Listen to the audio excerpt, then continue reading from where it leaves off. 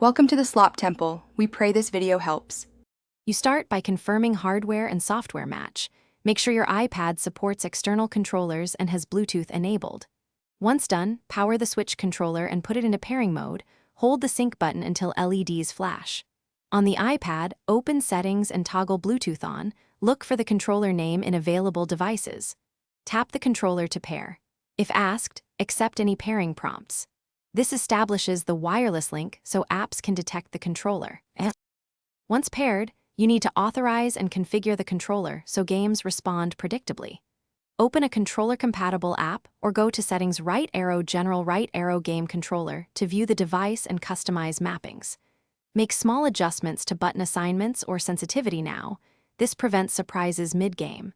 Then test inputs by pressing each button and moving the sticks.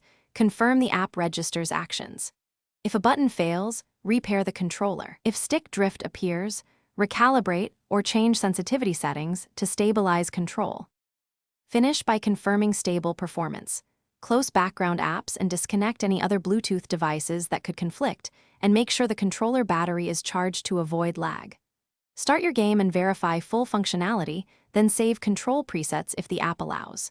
If you experience latency or disconnects, try the single most effective fix: repair the controller.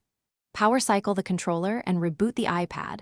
Re-enter pairing mode and reconnect. This resolves most issues quickly and keeps gameplay smooth. Thanks for watching. Consider subscribing if we helped you.